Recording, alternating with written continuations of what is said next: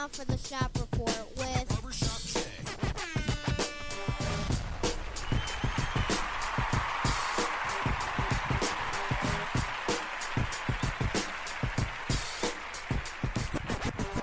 What up, sports fans? Welcome to the Shop Report.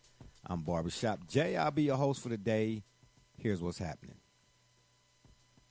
Not surprising to me, of course, seeing how I'm the expert. I'm just kidding.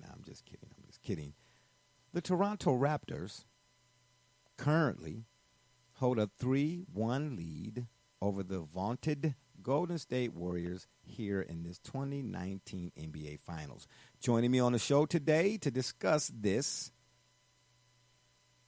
and what has transpired to this point, shockingly to many in the country, is none other than my cat from the NYC, a.k.a. Rucker Park, Brother Richard. Brother Rich, what's happening? Always honor and pleasure to be on with you and all our other co-hosts and guests and our wonderful listening audience. Oh, stop it. Will you stop it? The season is 92 days away. Save it. I get it. You got your Browns house slippers. I got it. My man on the other side of the ledger from up north, Joey James, a.k.a. Double J. Double J, tell the people what you say. Likewise with Brother Rich, I'm excited to be a part of the show and looking forward to diving into this particular topic on this series. Yeah, you know what? I'm going to have to get a laugh track for this because you two are comical.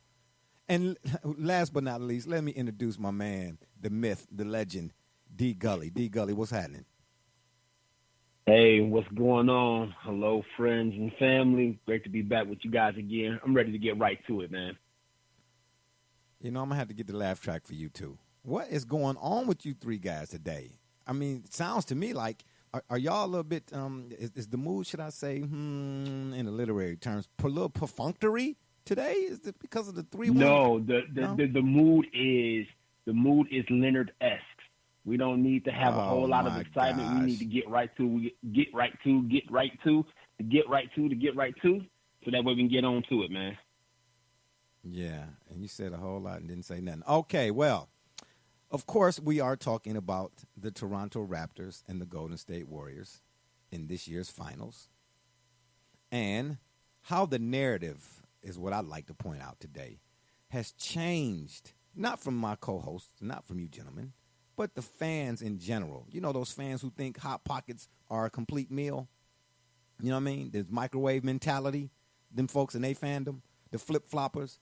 You know, did I mention once before, and we were discussing other things, the biblical reference about the King Nebuchadnezzar and the three boys, and the moral of the story being, if you're going to stand, stand. If you're going to sit, but do not waver. These fans and they fandom, boy, I'm trying to tell you, oxymoronic. But anyway, yes, it is shocking to many that this finals is 3-1. But, Brother Rich, I'm going to start with you. At 3-1, is it over for the Warriors? Absolutely. No. Absolutely. No. Absolutely. No. And here's why. Yeah, please Here's tell why. me, please. And I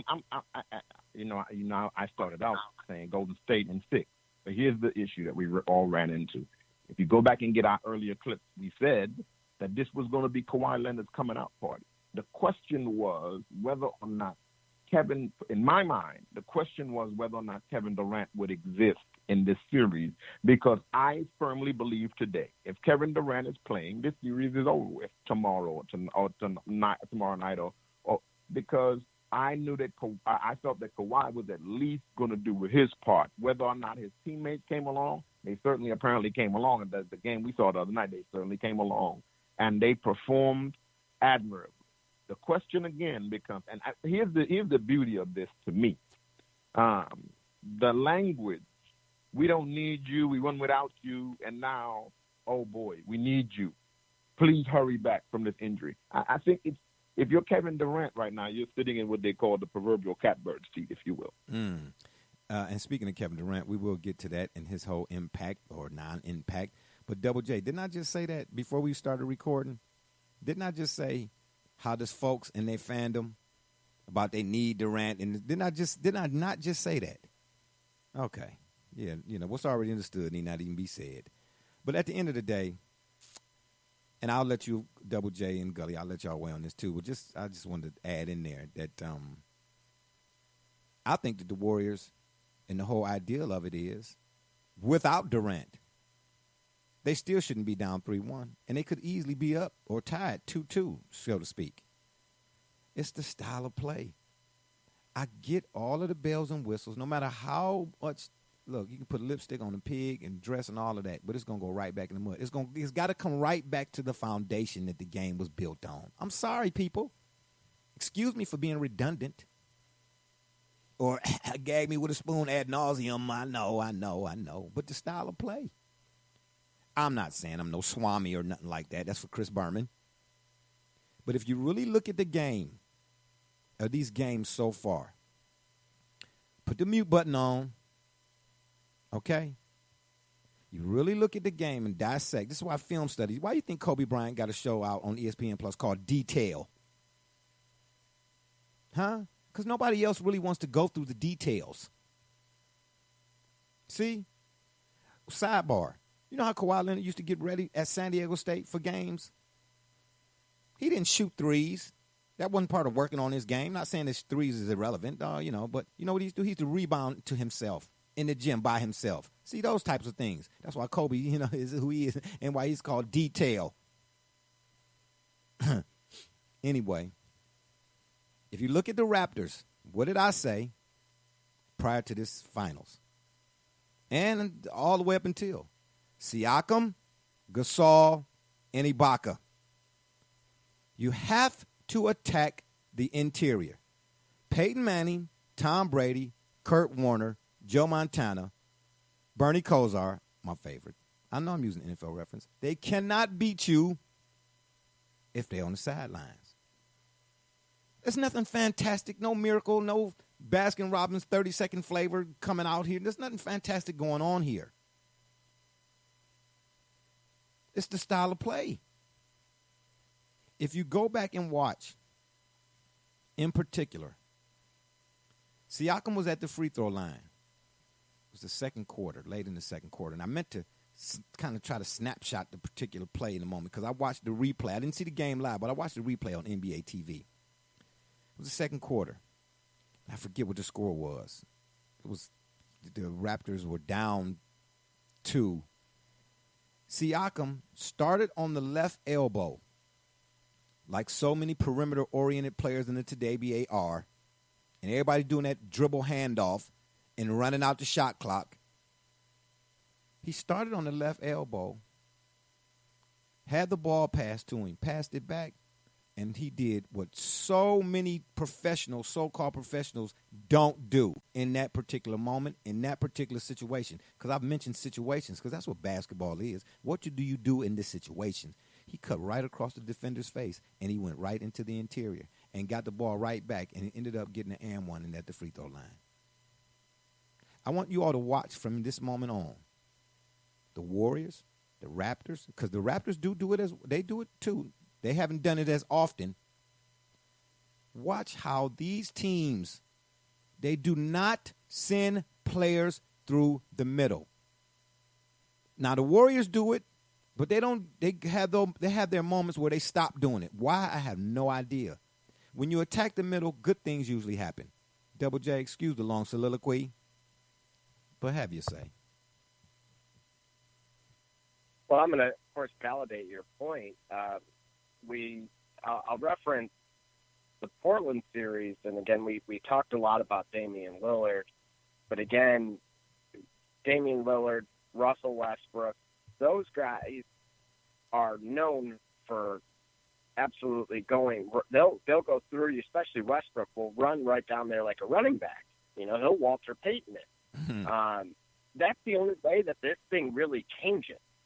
If all things remain constant and Durant doesn't come back, then the only way you're going to beat them is to have some effectiveness consistently in the middle, and they got to do it a little bit more. Otherwise, let's crown them now. Yeah, Draymond Green, he's starting to be a head case. You know why? Because the Raptors are being physical with them on the inside. He blowing his cap. Look at Draymond Green. And we don't knock what his impact is for the Warriors, but if you look at him right now, he's starting to lose it mentally. Brother Rich, you know just like I do. What's the one rule of thumb when you're at the Rucker?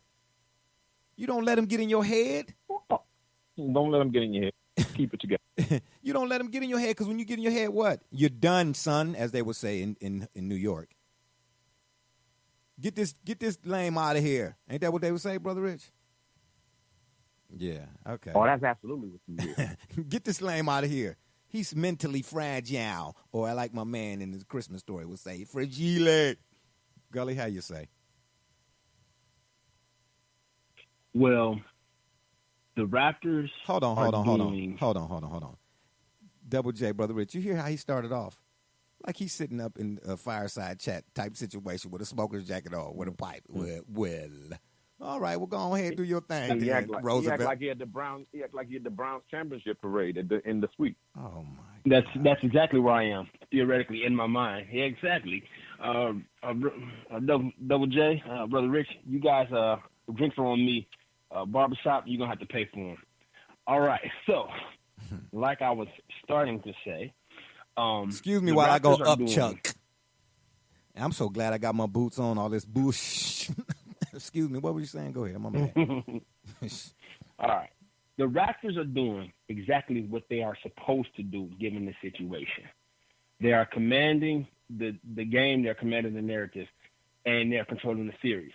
The reason why is because of the issues of talent on the opposition side. Okay, we cannot disregard the fact that Kevin Durant isn't there. Though, like it or not, we can't disregard the fact that he's not there. The Raptors are doing what you're supposed to do when a team is weak, and when a team is dependent upon a guy and that guy's not there, you're supposed to take advantage. It's exactly what we would expect the Milwaukee Bucks to do if they were in the NBA Finals this year versus the Golden State Warriors. Hold your the thought. Raptors are doing what they're supposed to do is Hold that thought. Logical. Hold that thought. Yeah. You used the word dependent. The Warriors are dependent on Durant. Well, how about this? They're down. How about this? You all saw the game last night live, right? And again, I watched it on replay on NBA TV, right? If I'm not mistaken, Mike Breen and Mark Jackson pointed out before they did. I saw it. How long after the start of the game? How many minutes passed, and neither team scored a basket? See, when we watch these games, this is what I want people to understand, okay? Put the popcorn to the side for a minute and just really dissect the game of basketball. Okay, these are professionals we're talking about now. Huh? And I get it. They're human. They get tired. They get a blah, blah, blah, blah. But how much time had elapsed before either team scored? Exactly. And you know what, Mike Breen? That's got both everything and nothing to do with what I'm saying. Yeah, okay, but I'm saying the reason why they are dependent upon Kevin Durant is for the exact reason why we like and in my opinion, Kawhi Leonard is my favorite player, because Kevin Durant when he got to Golden State, he gave Golden State the one thing that they were missing in their team. They actually are a thickly built defensive juggernaut. They play very good defense. But wait a minute. Hold on. Yeah, okay. Wait. Let me finish. Yeah, please. Yes, please. What Kevin Durant hurry before I give you the bail. Talent-wise, was the one thing that they were missing. Kevin Durant gave the thing that you're talking about. Kevin Durant does for the Golden State Warriors what Kawhi Leonard does. He gives them a mid-range presence. They don't have it. What? They don't have it, or they get it by accident. That's exactly because his ability to shoot, bail. He shoots from anywhere, but he shoots. That's the bail. He shoots from anywhere. That's the bail. Hold on. Tell me this. Look at their score. You look at the Golden State Warriors scoring. Let's look at some shot charts. You got the bail twice. With Kevin Durant. Listen, I'm going after the bail, right? 3 of them you get out. You look at the shot charts of the Golden State Warriors with Kevin Durant up until he got injured. Tell me if they're taking more shots from mid range or less. Hold on. I'm glad you. Less. Okay. Hold on. Hold on. We're talking about Kevin Durant. Number one. I'm glad you said that. Number one, as a mid-range player, he is not. If you look at his, listen. He is. I didn't say he was. I'm not saying that he's a complete mid-range player, but he shoots from the areas of the floor that Clay and Steph don't. That's hold up. They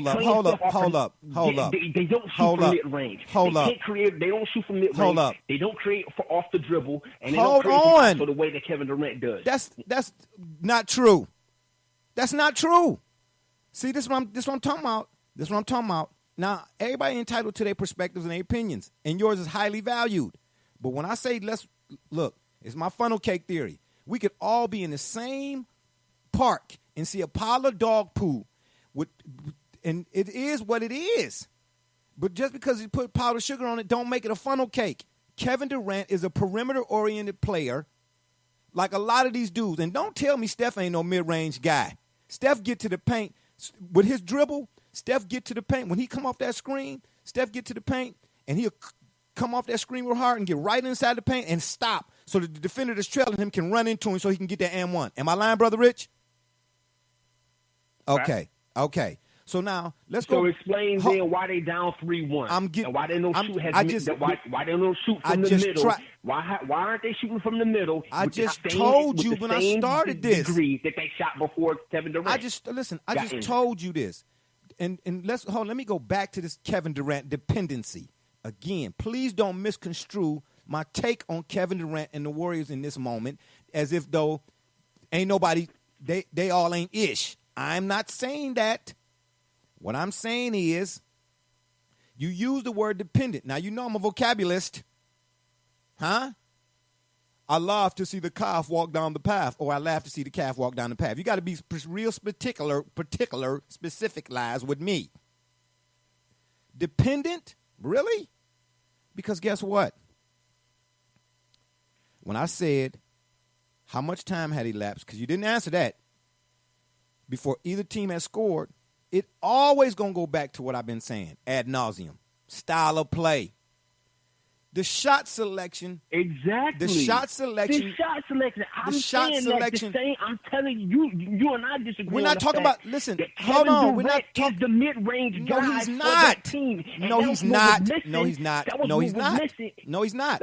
No, he's not. Hold on, Double J. Not Jay. Hold on. I'll let Double J go on. Hold on. When I say shot selection, don't misconstrue that with where you're getting those shots from. See, the type of shot ain't necessarily always in correlation with where at on the floor. Not always. Kevin Durant is a perimeter-oriented player too, more so than not. And when you mention shot chart, I'm glad you mentioned shot chart because I'm going to find the shot charts after these games and any other games before that with Kevin Durant, and you'll see that he shoots just as many shots from the perimeter as do Steph and Clay. And wasn't there some talk about Clay only putting the ball on the floor a couple of times but getting 3,000 points or something or another? And here's another. And the last part, and I'm gonna let you say this, Brother Rich. Hold on. The last part. Kevin Durant is what Kevin Durant is for the Warriors. I get that. But I'm right now with Kevin Durant, when Kawhi Leonard was with the Spurs, since Kevin Durant is such the difference, the San Antonio Spurs were up 23 points. I want you all to go back and look when Steve Kerr called that last time out before Kawhi got zaza'd and look at Kevin Durant. He was shook. It's Kawhi. Point a few things out here. It was Kawhi Leonard. Because Kawhi Leonard do that to them guys, all of them guys that everybody think is sweet. You know, these guys averaging 35 points a game, but you know why? Because the defense is terrible. They walk right into 35 points every night. So I'm tired of hearing about what a dude averaging. He averaged this, he averaged that. Yeah, he averaging that because guess what? He's allowed to walk through the door. When Kawhi Leonard is playing these guys, I'm going to go back to what I keep telling y'all, what I told my son. He said, Dad, this dude is great. That dude is great. I said, man, I really can't tell you how good these dudes are offensively. I can't. Because it ain't but a handful of players, Kawhi being one of them, who understands to play defense. He is in your hookup. See, it's easy for a guy to run off 35 when the shots really ain't contested, and when they are contested, it's because you created the contestment. Let me see some Arkansas 40 minutes of hell up in here, end to end. Matter of fact, go bring Bruce Bowen back. Oh, you know what? But you're bringing up the point. You're validating Gully's point as to the dependency. You look at DeMarcus Cousins and Andrew Bogut, and they're a step too slow. They're missing Durant on the defensive side. You look at Toronto's point per 100 possessions, they're averaging 120 points. Listen, did you watch It's Tim not Legler just break it down? offensive production and shot selection. Toronto's defensively locking them down, and it's the complete opposite of that. Offensively, they're having their way with Toronto. Right now, this is a cakewalk. Listen. Durant is the only one who can change that. No. Listen. Okay, here's what I want you all to do then. Here's what I want y'all to do. I want you to go find Tim Legler and watch Tim Legler's breakdown of game film. Man, I cannot wait to get a smart board. I cannot wait to start putting what I'm saying, to start being able to illustrate it. It's going to be a wrap. Watch. Look, in Game 3, in the only victory, the Warriors had shot over 53% from the floor. In their losses, they're shooting 40%, and generally Toronto is somewhere in the neighborhood of 60%, somewhere between 50 and 60%, which is insane. That's ridiculous. Toronto is just taking the fight to the Warriors. And that's because of Kawhi. Kawhi set the tone. Kevin Durant being there, I'm not saying Kevin Durant being there is not. I'm not saying won't be a non-factor. But Kevin Durant was on that same Warriors team when Kawhi was with the Spurs, and they were shell shocked. See, again, that's a different team. But the player in question we talking about is the commonality is Kawhi Leonard. What difference to make? What different jersey he got on? He's a problem for any of them guys because defense in the NBA is so atrocious. Listen, hold on. Let me say this. And I'm gonna let you finish your thought. I promise you. We're talking about an NBA today. When Nick Nurse decided that he was going to go to the boxing one, I love Steph Curry. But how alarming is it for him when they mentioned to Steph Curry, the reporter did, Nick Nurse said he's going to play you in a boxing one. He said it's janky. Come on, man. These dudes ain't. Jay, hold up. You got to let him answer. Oh, Jay, you just can't say that and not let us respond to it because we got responses. Okay. We don't agree with that point. So okay. I think Double J was on to something. Gully's on, and their responses to this because somebody that viewpoint is a viewpoint, but nevertheless, you're not going to tell basketball people. See, I don't put it that mid-range. Kevin Durant is a basketball player, and if you the quality caliber of the basketball player that he is, he happens in this series. And I find this amazing coming from, of all people, you, because you were the person that had, for years, you lauded Kevin Durant as one of the purest shooters. You said all along that the one thing that young man had translating out of college was his jump shot. You put me up on that. Yeah. So I'm wondering that's his jump shot. Does that not factor into he wouldn't contribute anything? No. Who's able to give you probably 50 if he gets turned on right. And see, here's what I'm trying to say to you. Yes, Kevin Durant's jump shot translated to the NBA. I said that to you years ago. You asked me, what you think about him when he was at Texas? What you think about? I said, I can't tell you. See what I'm saying? I don't know. But that jump shot will translate. But the jump shot alone don't make you a complete player. And I'm also on the flip side saying, despite that jump shot translating, the NBA's kryptonite for offensive players and their offensive prowess is Kawhi Leonard. If you watch Kawhi Leonard against all of the game's best, they are not the same player. You know why? Because most nights, nobody challenges these guys. What I say about cutting off airspace? What I say about cutting off airspace? But that's got to do with being a step too slow. Again, you're cheating. What's got? See what I'm saying? No, listen. That's what I'm trying to explain to you. Tim Legler broke down the film of the Warriors last night. He broke down the film. It's not that they're a step too slow. You know what it is? You know why they're not rotating? Because they shook. Warren. They shook. In the game one. That goes right back to my point.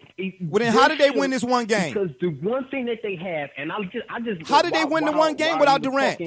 While you were talking, I just went to the shot chart for the conference finals for the playoffs up until Kevin Durant got missing. I only found one game where he shot equal or more 3-point attempts than he did 2-point shots.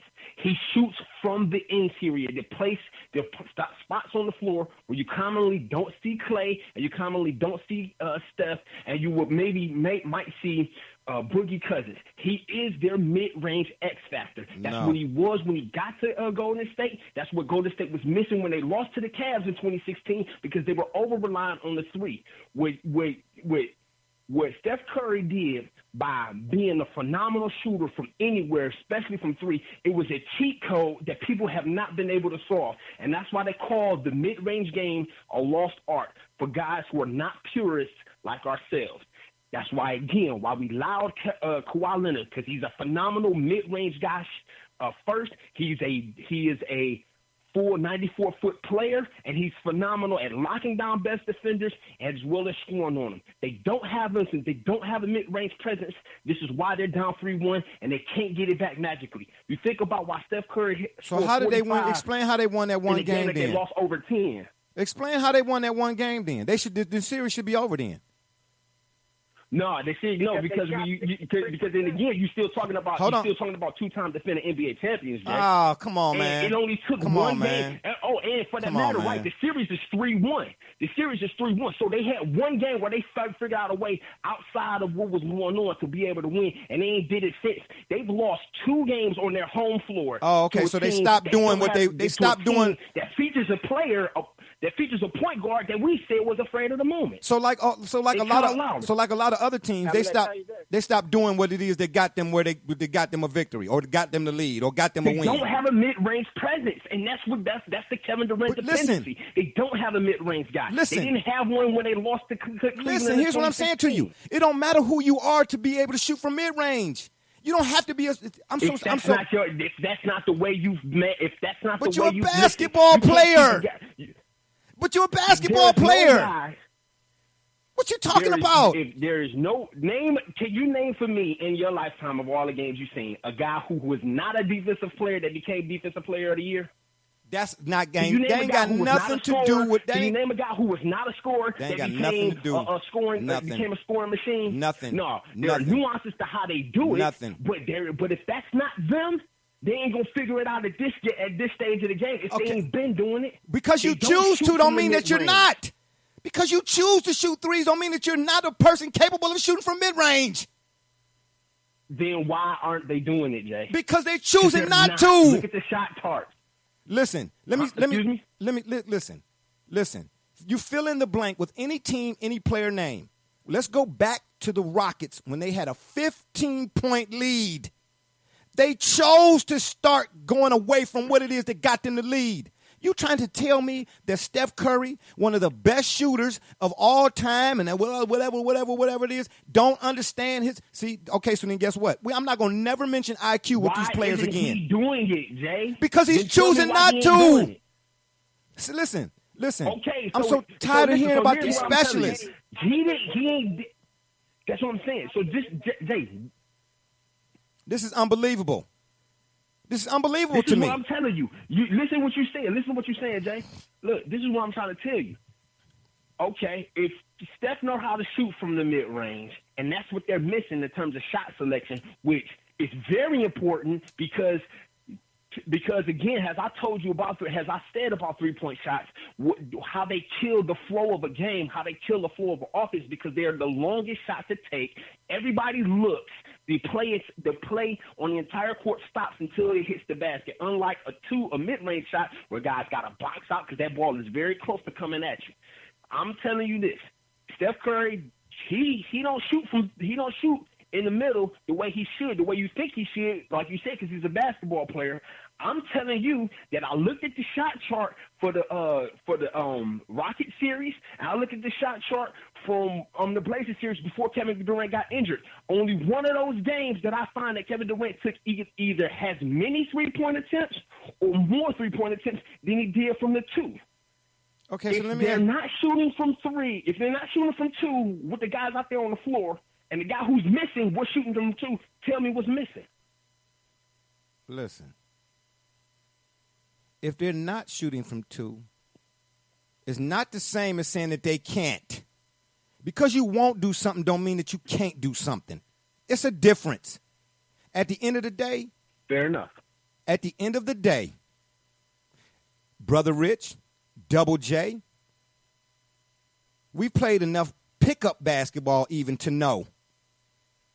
The first time down, how many times have you all heard me say that it's up to the player to measure his own game? I know 2 times down the floor in a possession, if the ball finds me and I take 2 jump shots, regardless of where they're from, and I miss, Brother Richard, what I'm supposed to do the next time down the ball find me? Okay. What I'm supposed to do, Double J? Okay. You're packed that ball. Thank you. Because you choose to shoot 55 threes. Despite how many times have we had on this? How many times have we discussed on this show, man? No, but may I answer the question then? Go right ahead. Go right ahead. Let me ask you a question. Why is it that basketball minds? You mentioned the great Kobe. Just bow my head when I say his name. Kobe. Oh my gosh. You mentioned detail. Now, Kobe told us, and we all knew. I've been telling you this for years. No team led by anybody named James Harden can win anything. I told you that for years. I know. Now we saw that no team led. Now, having said that, I sent you a text, and you will agree with this. I sent you a text saying they cannot win this series without KD. Here's why I don't believe they can win this series without KD, and why I agree with everything that Gully and Double J are saying is because, Jay, we are forgetting that I think you are asking us to overlook the fact that at the end of the day, no matter what you say about Steph Curry, he's a limited 6'2", 6'3", small body guard. And he's really known for shooting circus shots. He's not known for being a person who and a lot of what he has gotten away with is because of the way they play basketball. Now, the style of play. Bring the conversation back to correct. Their style of play. And so that the fact that one of the key elements that allows them to move that basketball in such a way that you necessarily, if you got KD in this squad right now, who does Kawhi guard? Yeah, we know he's a lockdown defender. We know that's what he is. We know he's probably on his way to being recognized as probably the best player in the game, if not at the end of this, by next year certainly. Then he'll certainly be in that conversation regularly. Nevertheless, if KD is there, who does he guard? Now, if he guards KD now, the floor is wide open for Steph to do a better job with those mid-range jumpers you're talking about, because then it's not locked down. You don't have Kawhi fleecing and moving and being free. Kawhi, I don't even know who Kawhi is guarding in this series because he's playing such lockdown. Everybody's afraid to go at him. So if KD's there, the equation changes. Size, ability, skill set. Don't nothing playing the best defense of his career. Don't nothing change with KD or nobody else if whoever bringing the ball up the floor is being addressed in the backcourt. And let me give you this example, and I'm going to go to college basketball. The Villanova Wildcats took down 2 of college basketball's so-called giants in the most recent memory. And you know how they did it? By playing good old-fashioned 101 basketball and not basketball. That's the problem.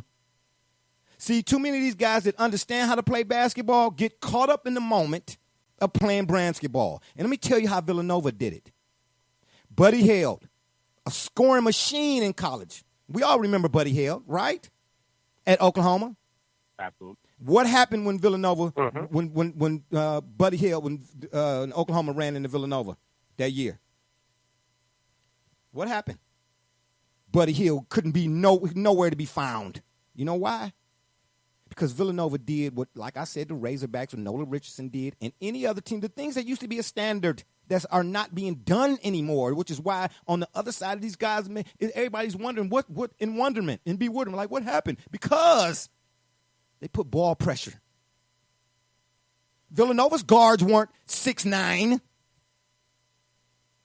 Matter of fact, I don't even know how tall Villanova's guards was. Matter of fact, Kyle Lowry came from Villanova. How tall is he? 5'11" and 3/4 and 4/10 of a cent. See, I don't care who your name is, how tall you are, what you are, and all of that. I'm not saying that's all irrelevant, but more so that weighs more is the style of play. When you change up your own style of play. Matter of fact, I remember one time I seen Pernell Whitaker in a fight with a guy, De La Hoya. Made De La Hoya, Pernell Whitaker did, so frustrated that De La Hoya switched up his style. See? When I can make you switch up your style, then your height, your fast, what you run in a 40, all that's irrelevant. Then flip the switch when they played North Carolina. What was North Carolina's strength? Their bigs on the inside. How did Villanova, so in other words, how did Villanova beat them? How is it that Villanova, the same players, same team, can go up against giants, mid-size, and little guys and still come out with the same type of end result? You know what Villanova did? Because what else is a lost art is post-entry pass. See? Everybody out there they trying to sell tickets. You know what Villanova did, them Wildcats? They said, we're not going to let you get the pass into them bigs. So we're going to extend our ball pressure. Took them right out the game. Look what you're saying. Look what you're saying. That requires you to have speed and athleticism. No, it don't. Cousins no longer has. Okay, so if you watch how he guards for somebody on the perimeter, he simply sticks his arm out like he's a statue. Okay, so hold up.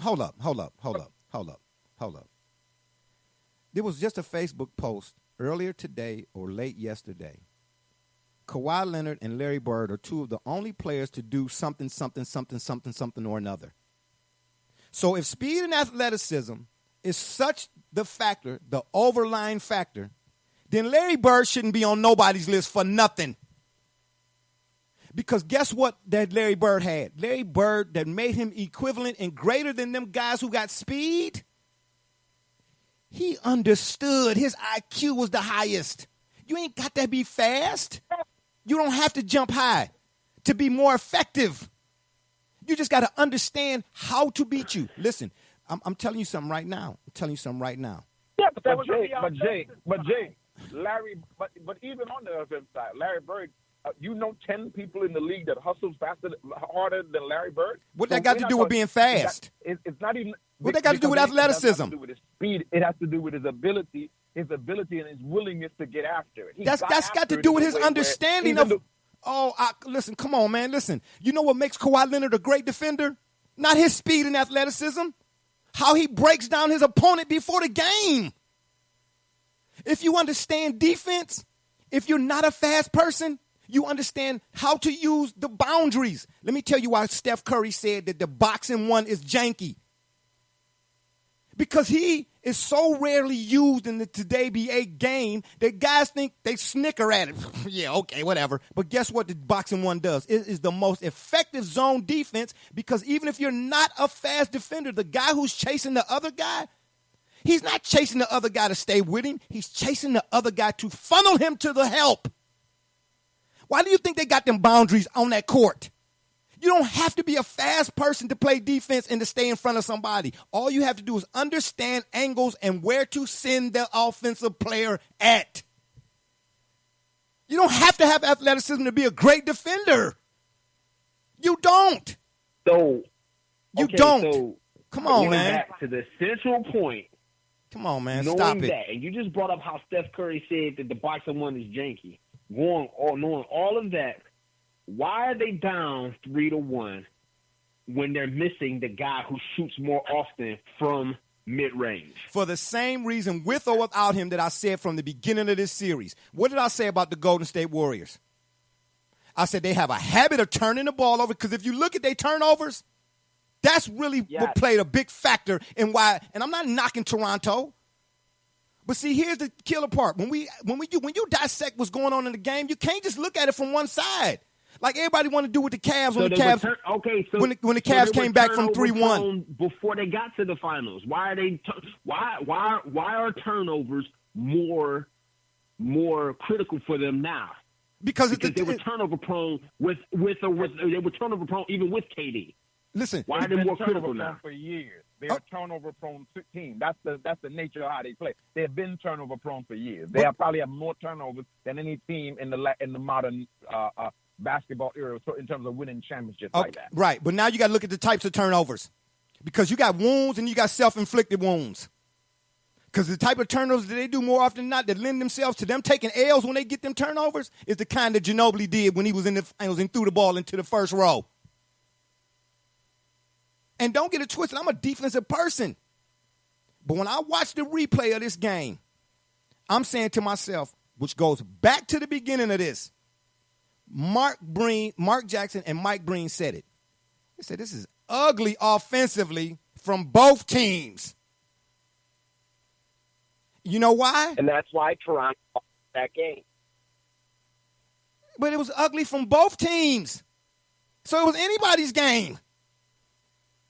Yeah, but it was 12 scoreless possessions in the game that Toronto lost. For the third quarter, just that third quarter. There's your difference.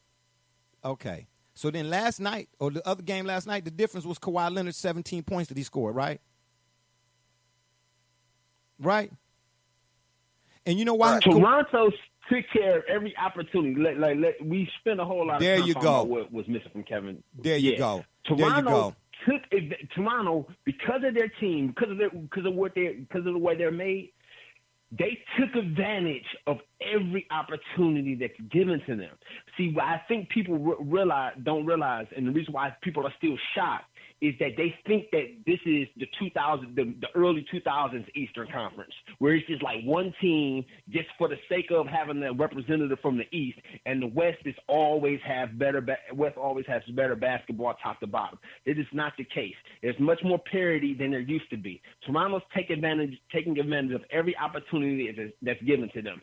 And as it happens, unfortunately for those who want to preserve Steph's legacy, who want to preserve the Warriors dynasty, what's happening is Kevin Durant, his absence is proving the point. Because even with those turnovers, even as turnover prone as they've been before and after, they still won 2 titles with him.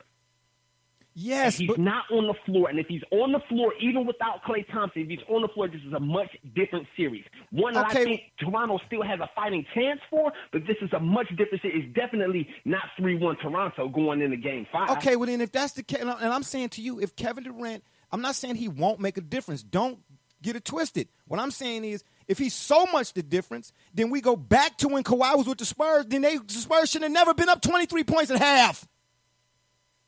With that same team with Kevin Durant. That was game 1. Listen, I don't care what game it was. That was game 1 of that series. What difference do it make? That was game 1 of that series. Oh, my gosh. You say tomato, I say tomato. For that matter, the 2001 NBA Finals. There was no reason as well built as the Lakers were in 2001. I don't care that it was Allen Iverson. There was no reason Allen Iverson should have took game 1 from that series. That should have been a sweep. But guess what? Surprise, surprise. You get punched in the mouth because you just happen to underestimate a guy. And what do? You wait 2 days and you adjust, and it don't happen again. But the point is, Kawhi did it to the Heatles too. Kawhi got a track record for doing it to guys who everybody say supposed to be what they supposed to be. That's what I'm trying to tell you. It wasn't. Listen, if Kevin Durant is so much the difference, can't do it by himself. Huh? Kyle Lowry will not win them this series. If Durant returns, it's going to go 7. Okay, that's fine. That's just the case. The narrative's going to change. Listen, if I'm not mistaken, I think didn't I say it was going to be a playground series? Didn't I say that? You bring your 5, I bring mine. Didn't I say that from the beginning? Huh? So I mean, I know I know most people have suggested I'm ready for the crazy farm, but not yet. To bring their 5 though. Yeah. That's the issue though, Jay. Golden State didn't get to bring their 5. You're right. It was supposed to be that, and it's more of a playground series now because Golden State ain't really bring their 5. Because everybody anticipated if Golden State bring their 5 straight up, and they bring their 5 straight up, Toronto would have a little bit more problems on that. Okay, and that's fair. That's all the way fair. All I'm saying is, again, if Kevin Durant is so much, I'm being specific now, so much the difference maker, then guess what? And you can't tell me nothing different. Then somebody slid Zaza a yellow envelope. Because Kevin, that same team, for the most part, no Boogie, of course, but that for the most part, all of these difference makers was there when Kawhi and the Spurs ran into each other. And with all them difference makers, them dudes was down 23 points. And they said, look, man. Yeah, but the Spurs were a better team. How much better were the Spurs? How much? Look, oh, come on, man. That whole system, come on. Man, stop it. Stop it. Aren't you a Spurs fan? So how are you allowing this? So you trying to tell? Look, I'm telling you, you saying the Spurs were a much better team. I'm telling you that the difference between then and now is Kawhi Leonard. It don't matter who on the other side when Kawhi Leonard is in the game. Listen, no. Wait a minute. Let me explain. What I'm saying, and I'll say it again because I think it got missed. Kawhi Leonard is a matchup problem for everybody. He's my favorite player in the league because, again, he plays 94 feet. He plays defense with as much skill and intensity as he plays offense. He's an X factor in both ways. He can get clutch points and clutch stops, unlike any other player in this league right now. Any other player, including Durant, including LeBron, including Steph Curry. That being said, the absence of Kevin Durant makes it much more puts the Warriors in a much more precarious position because I'm gonna ask you like this, Jay. Now I can agree with that. Name another player. See, I told you about word usage. Who's as potent as Kawhi Leonard with absent Kevin Durant. Hell, Steph Curry. There isn't one. Shield. No, he is not because he is not the defensive stopper that Kawhi Leonard is. He's not a clutch defensive stopper. All right, that's fair. Okay, so you talking both ends. Well, when that was a little ambiguous then. You can't throw that out. So you got to be specific with me, or as the little kids in kindergarten might say, you got to be specific. I'm a vocabulist now. I told y'all. Don't you say tomato? I say tomato. Now you got, huh? You got to spell it out for me now. Come on now, y'all know this ain't water cooler. Huh? Get your pens and pads. I'll stand corrected. But you better make sure you got some corrective material. Okay? That's all I'm trying to tell you. Are you gonna, what? How many games are you going to win if you're turning the ball over more, the other team's shooting a higher percentage, and you're getting out rebounded? Well, my goodness. That's the recipe for disaster for anybody. But that's my point, though. At that point, in everything you just said, Double J, you didn't mention not one person's name, did you? Not one player's name. Because, see, these are the nuts and bolts of basketball is what you just mentioned. The playoff translatables is what you just mentioned. It's not player-specific or player name-specific. It's the style of play. Because if the measurables were all that mattered, then guys like Spud Webb, Muggsy Bogues, and then the list goes, Robert Pack, them guys would have never been able to play in the league at all if it was all about measure, how fast you are. Look, I get it. What a guy runs in the 40, it's fans love to talk about it.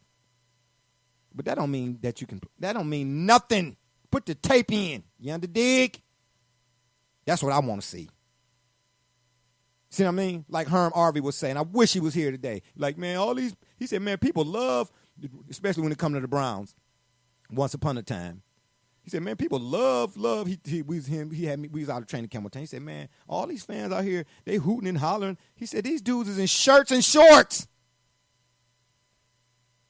He said, man, we had a guy when I was with the Ravens, man, he was killing it in shirts and shorts. Put the pads on, the boy disappeared. See what I mean? I'm not saying, again, all those things don't matter at all, but they don't matter the most.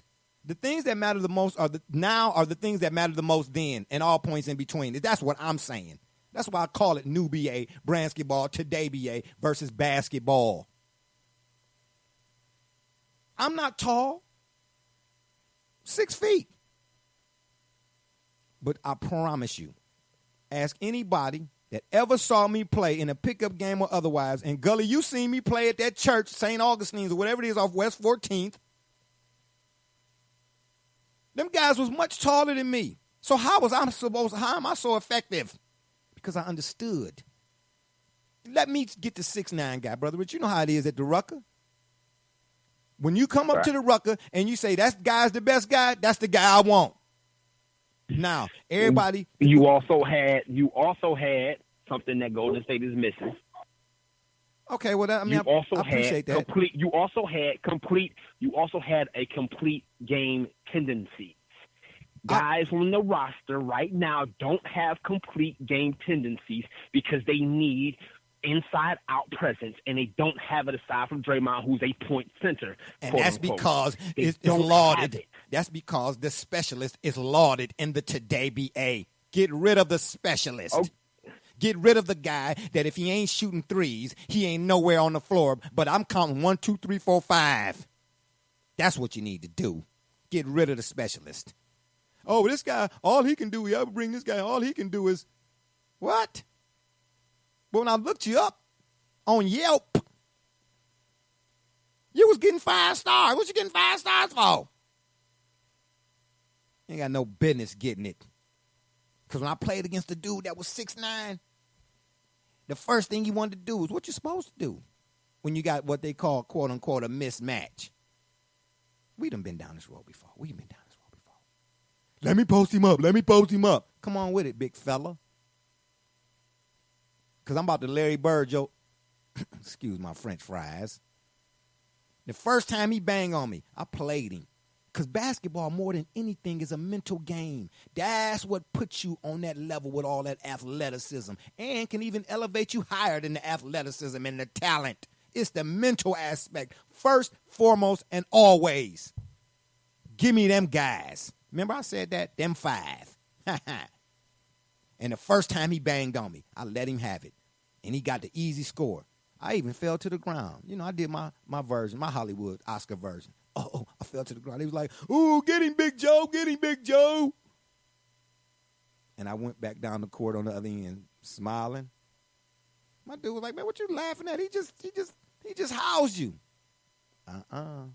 And the next time down, give it to Joe, give it to Big Joe, give it to Big. That's what I want. And I pulled the chair out from up under him.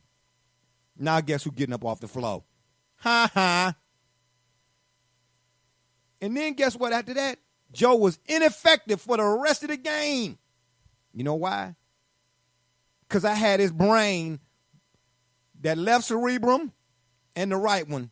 They were sending mixed messages. Yeah. Tell me, stop me when I'm lying. Now, don't get it twisted. I'm not saying that if you're 6'11" and all of that kind of stuff, you know that don't. I would love to have been 6'11", but 6'11" by itself, or a 4'4" and a 40 by itself, that don't weigh nothing. Not by itself. Just because you walk in the house with a chef hat on, that don't mean you can cook. Let me hand you these ingredients. Let's see what you got. Oh, okay. That's what I thought. At the end of the day, man, I'm appalled that anybody would call a boxing one defense janky. And this ain't no knock on Steph. I like Steph and all that, but that just let me know the climate of the today BA overall. That just sealed the deal for me. Because when it's played correctly, it is the most effective zone defense that you can have. I know Jim Boeheim made the 2-3 famous. But let's be real. It was because of Melo they won that one championship out of 57 years. But I digress. But you're not supposed to play zone in the NBA. You're not supposed to, but you're allowed to. That's when they took the hand check out. That's what the whole idea for. We take the hand check out, we allow for the zone defenses. But see, here's what's really going on. A lot of freelance from offensive players. If you really watch a lot of these offensive players, and I ain't knocking their talent, I'm just saying what they are allowed to do, defenses allow them to walk right into three-point shots. It ain't matter what your name is. How many times? Listen, and again, I'm going to use James Harden, but Brother Rich, not literally, but in figurative sense here, because I'm with you. Ain't no team with James Harden on going to win nothing. And I don't like the fact that D'Antoni about to get a contract extension. But anyway, me and my son was watching the Rockets and the Nuggets. Nuggets winning the game now. Rockets inbound the ball. Get a ball to James Harden.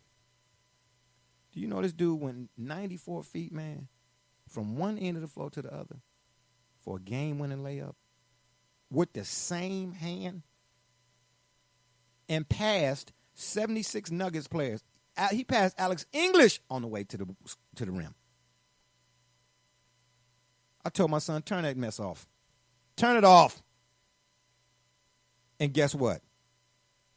After that game, oh, my gosh, the Harden lovers were out in full force. He the greatest since sliced bread. He the greatest since Wonder Bread. He the greatest since Pringles potato chips. I said, man, don't make me slip up and say something. Are you kidding me? See, these are the guys, or this type of play is what's being lauded.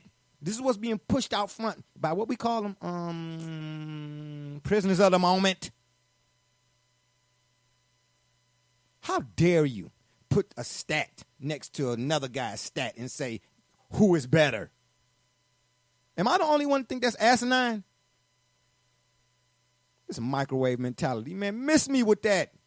Not my co-hosts here, of course, today. I'm talking about in general. All them folks out there that's going to be listening to this broadcast. Man, come on, man. Right now, I'm telling you, I'm not knocking Kevin Durant's presence not being there. But I'm saying to you, when I watched the replay of last night's game, I saw the Warriors beat the Raptors early in the game to the punch. And like always, so many teams, they passed up open twos to take them fantastic threes. And I forget somebody from the Raptors was the first guy to hit, and the Raptors was doing it too. The Raptors was doing it too early on in that game. I don't know. But apparently, my co-hosts here today are saying to me, now that Kevin Durant, the breaking news has been that Kevin Durant has been cleared to play, you all are telling me, are you all suggesting to me that not only will he play in Game 5, that he can, matter of fact, he will be the difference? Is that what you all are telling me? Anybody? Wait. I'm expecting him to. I'm expecting him to be a difference maker, but if the Raptors do it, more power to them. I mean, I don't know that they can come back from. I don't think that the Raptors are a team that will let a 3-1 lead pass them by. Okay, but I expect the Warriors to look different than they've looked all this time up until this time with Kevin Durant on the floor if he's healthy. That's fair enough. That's fair. What about you, Double J? You sound like you're on Gully's side of things. I'm going to have to get y'all 2 tickets to the Browns game because I see right now, you know, I don't even want to be in we attendance. got tickets. We in the suite with Brother Rich. We got tickets. We in the suite with Brother Rich. Yeah, right, yeah. Helen, go ahead, Double J. I mean, again, you're throwing someone that's 7 foot and athletic and has range.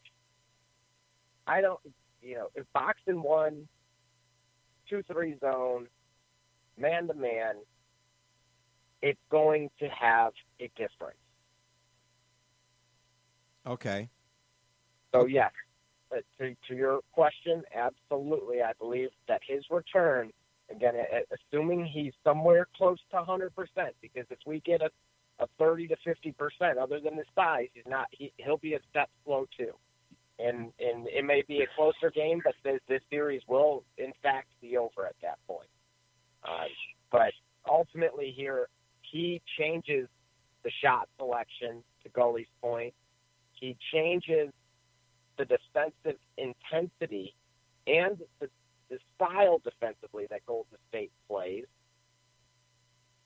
So his impact is significant. It is very significant. Yeah. Larger than I would take Durant over Curry 10 out of 10 times if I had to say one of them would be missing. If Curry would have been sitting this entire time and the series was where it was right now, I would say his return would only add an extra game or two maximum. Yeah, that sounds. But again, with Durant, literally see them winning 3. That sounds great and fine and dandy, but I'm with Mike Tyson. Everybody look good shadow boxing. Everybody want to be this and that until they get punched in the nose. All it's gonna take one time for Kawhi Leonard when Kevin Durant get back, he's gonna say boo. And that's it. But here's the thing though. This is why I think the series might be over. I don't know that any team, even the Warriors, are hardy enough to think we can just keep Kevin Durant on ice, and even if we go down 3-1, we could pull him back and win the series. I think that he's coming back. You're asking a player with a serious injury as he has. Well, what was his injury? To come back. What was serious? See, his injury is serious enough that he's sitting there. Like, they keep calling it a calf injury, but I'm like, I don't know of a calf strain that would keep you out this over 2 weeks unless your Achilles wasn't also involved. But I need not speculate. The point is, a guy as hurt as he is, you're going to use a guy who's coming off of an injury to pull yourself out of a 3-1 hole. That don't sound consistent with me. Well, now that's a very good point. That's a very, very, very good point. Excuse me. Yeah. You've been gone all this time, and all of a sudden you expected to come back and work, and it's be a miracle. Like Rudy. The Notre Dame game, baby.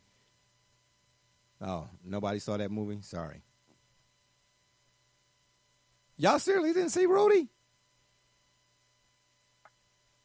Well, of course you've seen it. Okay, I'm just saying. Is that what Kevin Durant getting ready to do? He getting ready to pull off a Rudy? Then everybody, and then what? Rock? Yeah, he might end up pulling off a Rudy. Because think about it. Well, hold on. Because if you think about that story about Rudy made one play.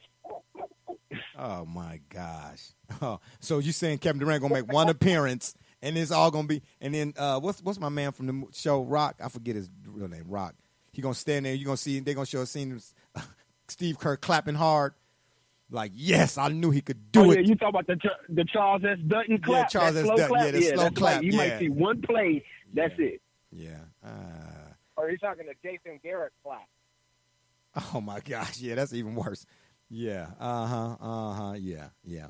So, at the end of the day, Kevin Durant is scheduled or slated. There's a strong possibility he comes back for Game 5. He comes back for Game 5. Brother Rich, Double J, and Gully say Warriors in 7.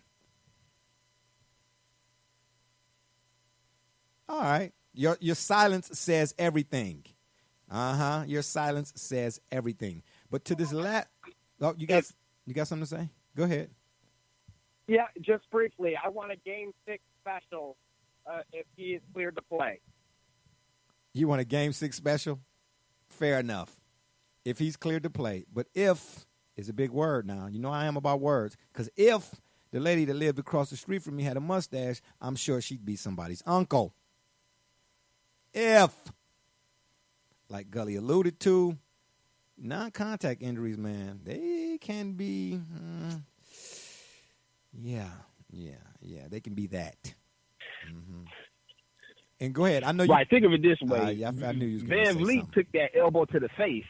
Van Vliet took that elbow to the face, and he's back out there, right? You like you said, a non-contact injury like that, it don't sound like he's ready. I think he's coming back because he's the last punch they throwing anything. They got to go for the knockout because they down on point, literally.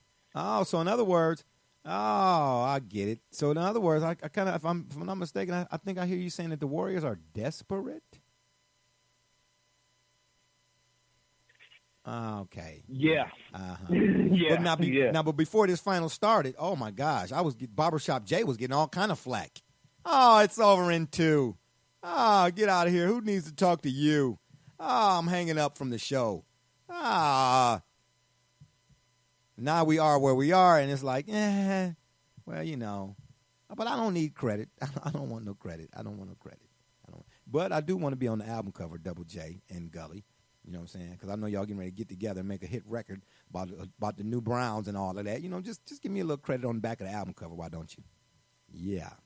Anywho, the last portion of today's show, of course, is also about these finals, but in particular, an incident that happened with Kyle Lowry. Now, we all saw the shove, right? The $500,000 one-year ban meant shove. Now, without going into a whole bunch of this and a whole bunch of that,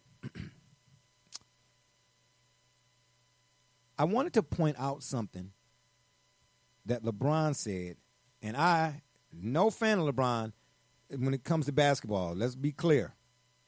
But I am a fan of any man being recognized as being a man first, period. Bron said something. He weighed in on what happened with Kyle Lowry, and I agree with him 100%. Let me read this to you. There's absolutely no place in our beautiful game for that at all. There's so many issues here, which I definitely agree. This thing is not just about the shove. It's the ripple effect, too. Excuse me. When you sit courtside, you absolutely know what comes with being on the floor. And if you don't, it's on the back of the ticket itself that states the guidelines. But he himself, being a fan, but more importantly, part owner, the guy who shoved Kyle Lowry, of the Warriors, knew exactly what he was doing, which was so uncalled for. He knew the rules more than just the average person sitting watching the game courtside. So for that, something needs to be done ASAP. And, of course, we all know by now that he got a year ban and $500,000. And a swift action for his actions, just to think to yourself. Oh, I'm sorry, excuse me. Just think to yourself, what if Kyle Lowry, and this is the good part of it, what if Kyle Lowry would have reacted and put his hands back on him? You guys will be going crazy, calling for him to be darn near put in jail, let alone being suspended for the rest of the finals, all because he was protecting himself. He meant to say protecting himself, but he said protected. Yeah, let me get this last part. Oh, he said, I've been quiet. There's some spell check issues going on here. I've been quiet throughout the whole NBA playoffs, watching every game, haven't missed one. But after I saw what I saw last night, took time to let it manifest into my thinking. He should have said I took time to let it marinate.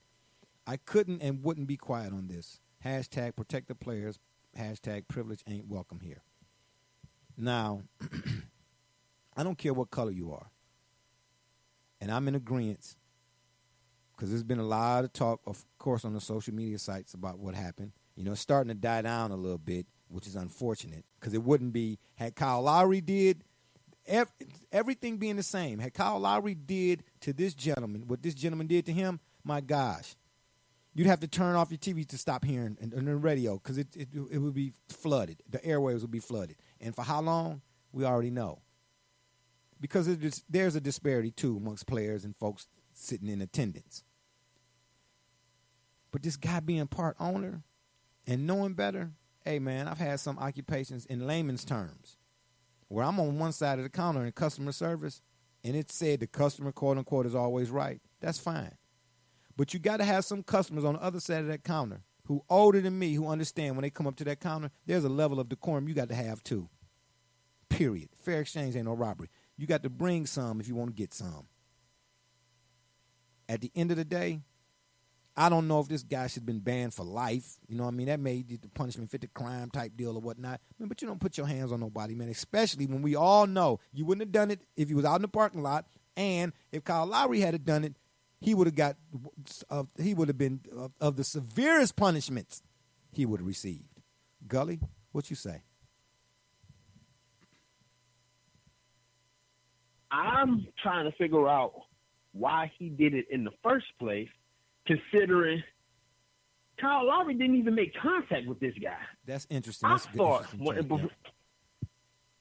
I thought when I first heard about the incident that Kyle Lowry dived and he happened to be in the seat. This guy was 2 seats away from contact, and wanted to voice his frustration at it. That to me speaks to a more sinister sort of point of view here, and I don't like that. And I think LeBron James is dead on 100% accurate in what he said. It seems like because it's such an innocuous thing, it was just a push, that we don't need to take it so seriously. No, we do, because the next time it's not going to be a push, it's going to be a punch. Think about it like this. We forget, too, earlier this year, the language that Russell Westbrook received when he was in Utah, and how he was criticized for the way he went after that fan verbally. And he just responded verbally to how he was being talked to. So, yeah, something very seriously needs to be done about this, especially from an owner. And Double J, with the mention of Westbrook, in your own words, tell us why there's a disparity here in terms of fallout or reprimand, when it's player versus fan, or in this case, part owner. Well, part of it has to do with the number of offenses. So to our knowledge, this was the first, but again, given the nature of the severity of it, because again, if you and I get pushed by someone, our natural reaction is fight or flight. We human nature, that's in our DNA.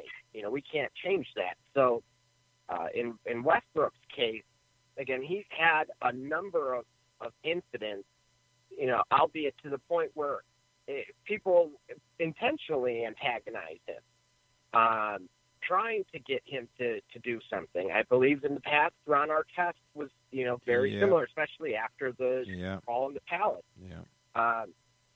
So, and again, if you're a repeat offender, it's almost like crying wolf. People are less likely to side with you, right or wrong. And I do admire, his approach these last few times, speaking of Westbrook specifically, because he's now pointing it out, and he's having people letting the stadium security and letting them take care of the incident that way, which is, in fairness, that's the right way. But in this guy's case, I don't know. We don't know if he was intoxicated and made a poor choice. Hey, you know what they say though. You know what they say. I mean to cut you off. You know what they say as far as when you mention intoxicated. If that was the case, don't let the sauce be your boss. Continue. Yep. So with that, all that being said, you especially with the stage of the NBA Finals, where millions of eyes are on this, they had to take swift action. If when it comes to the players and the fans as a whole, social media has only bridged that gap where we're that much closer to really understanding who they are, how they tick, and what ticks them off. Yeah. And so we have there needs to be either a committee put together to really take a deeper dive into this, because it's becoming more common. I don't have a statistic in front of me that would show the number of incidents just in this particular past season versus those in the past, but I can tell you this: I've noticed firsthand that the number is growing. You're hearing about it a lot more common than what you used to in the past. Other than, again, we're talking about the 2003 or 2002 when the fight took place at the Palace. Yeah. that there's a big gap there. Yeah. But again, at this point, if they're going to allow the people to sit up that close, I mean, I think there's a whole YouTube highlight reel of people, going after LeBron specifically. And you don't hear about him really getting into it with people necessarily like you would with Westbrook. But I'm glad he spoke out about it because he knows his voice is heard. So he used his platform in the best way possible. You got somebody like Chris Paul who represents the players. It's time to bring that to the table. These people need to have stronger penalties because if the players were to do it, it is very lopsided. That person is going to cash out. They're going to get a significant check, whether that be from the league, from that particular player, all across the board. Whoever owns the rights to the stadium, I would love to catch a left hook from a player at that point. I don't know. So there's nothing to lose. No, I mean, you wouldn't at that but I get moment what you're saying. Yeah. But it should never be that lopsided. No. Millionaire, billionaire or not, you don't put your hands on anybody else. And if you're going to, especially if you're in the role of an owner, I mean, it's that ridiculous. raises the stakes. It really is. Yeah, it does. And I want to see some kind of change. Yeah, but you know what, too? You mentioned the setting, it being the NBA Finals and all. I am so kudos to Kyle Lowry for being mindful of the moment. Because I had some folks on the Facebook thread that was saying, if it was me, I would have smashed dude right there and this and that. I said, okay, I get it. We know we're not saying the dude didn't deserve to be slapped in that moment. But Kyle Lowry saw something bigger in that moment. And then I had another guy, I seen another guy in the Facebook thread say that Kyle Lowry snitched by pointing the guy out to the ref. I'm like, really? I said, man, the logic in on some of this stuff, man. Some of this stuff I don't even, Gully, you know me. I used to respond to all just about, I was clickbait special. I couldn't help it. You know what I'm saying? You say something that I thought was just asinine, I was responding. But, I still respond to certain things, but some stuff, man, I just keep on scrolling past, man. No offense to nobody in their thought process or whatnot, man, but, yeah, it's a lot of folks. It's sad, man, the willful ignorance and things that go along with that kind of stuff, man. It's sad, man, that we are not, that we're so blinded, and so all we see is this, this is it, and this is the way, and this is that. No, man, no. You got to be mindful. You got to be mindful of all of it, because he could have, after the shove, what I'm saying, pop real quick. You know what I mean? That's the reaction, like you said. That fight or flight takeover, you know what I mean? But he didn't. And these guys are on the verge of winning the championship, an NBA championship. So, kudos to him for handling himself the way he did in that moment, because most people were trying to say that because he didn't, Kyle Lowry, respond the way they would have, that somehow they were implying somehow, some way, he's not a man. Man, miss me with that societal standard on what a man is and that machismo and all that old kind of stuff. Because at the end of the day, in my opinion, brain will rule over brawn any day. You're not less than a man or more than a man because you decide to use your wits. Because if it was all about being physical and physicality or whatnot, then what purpose do our brains serve is what I'd like to know. So, again, kudos to that guy for handling it. Because a lot of people couldn't in that situation. Because he understands the magnitude of the moment. The Raptors win an NBA title. I mean, my gosh, the storylines go on forever and a day, don't you think? That whole idea about the North and Canada and, Kawhi, and he did it without, they're going to throw Bron in there somewhere along the line. He did what Bron, matter of fact, I'm starting to see that already, so to speak. And the Raptors haven't even won. But I still say it's not over. I don't. And if it is, kudos to the Raptors. Gentlemen, any last words before we get out of here? No? Nobody? It's all good. And on that note, it's been fun, but we've got to run. We appreciate you. Oops, excuse me. Sorry, fellas. We appreciate y'all for listening. Don't forget to check us out right here on the Spreaker.com network. You go to the search box and you type in the Shop Report. Or you can check us out on Facebook, Twitter, iTunes, and, of course, via email, the shopreport365@gmail.com. And we are now back on Google Play and, of course, Spotify. And if that don't work, Google it. For my guest, Brother Richard, who unfortunately had to leave us, my man Double J and D Gully, and all those who follow us on social media. We say thank you for your support.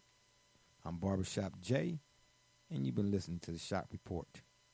And remember, the next time y'all want to know what's really going on, man, come to the shop. Walk-ins are always welcome. Holla!